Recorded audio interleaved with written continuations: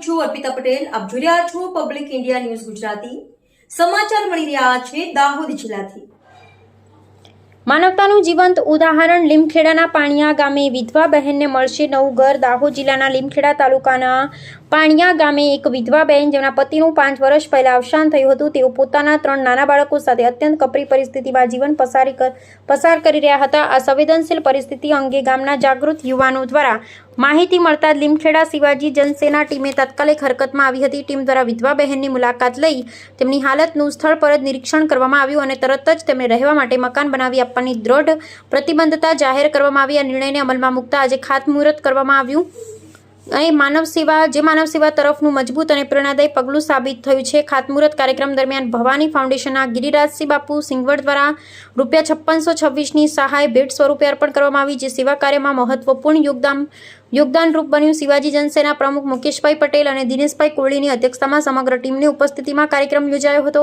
ટીમના સંકલન અને સહકારથી મકાનનું નિર્માણ ટૂંક સમયમાં પૂર્ણ કરવામાં આવશે અને વિધવા બહેનને સુરક્ષિત આશ્રય મળશે. આ પહેલ માત્ર એક મકાન પૂરતી નથી, આ માનવતાની મજબૂત ઘોષણા છે.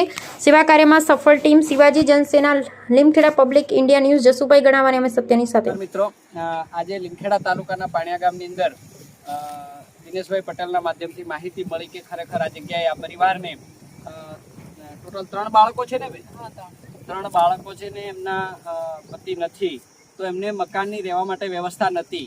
પરંતુ જાગૃત મિત્રોને આ માહિતી મળતા સાથે આવેલા ગિરિરાજ બાપુ સિંગવડથી છે, જસુભાઈ ગણાવા પત્રકાર કનુભાઈ પટેલ અને શિવાજી સેના પ્રમુખ મુકેશભાઈ પટેલ, સાથે દિનેશભાઈ પટેલની આના માજી સરપંચ પણ સાથે રહી અને સાથે ધર્મેન્દ્રભાઈ પટેલ સાથે મળીને વિચાર કર્યો છે કે આ પરિવારને મકાન બને. આ મકાન એક સેવાના માધ્યમથી તૈયાર કરવામાં આવી રહ્યું છે.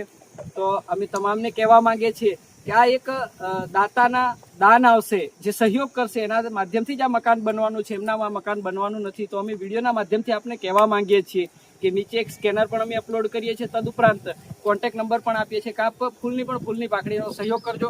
નાના બાળકો છે સાહેબ, અમે જે મકાન જોયું છે એમને રહેવા માટેની વ્યવસ્થા નથી તો વ્યવસ્થામાં કરવામાં આવી રહી છે.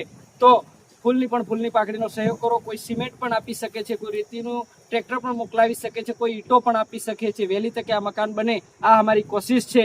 ગિરિરાજ બાપુએ કીધું છે કે બને ટ્રાય કરીને આપણે મકાન પૂર્ણ કરીશું. અમે સાથે મળી અને મકાનને 100% પૂર્ણ કરીશું. આપ અમને સહયોગ કરો. માનવતાની દ્રષ્ટિએ આવી રીતે ગામમાં સ્થાનિક માણસો જાગૃત થયા છે.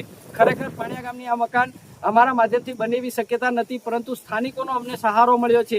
સ્થાનિક જાગૃત થશે તો 100% આવા પરિવારોને સફળતા મળશે. અમે એમની સાથે છીએ. આવતા સમયની અંદર પણ અમે આ બાળકોની સાથે રહીશું.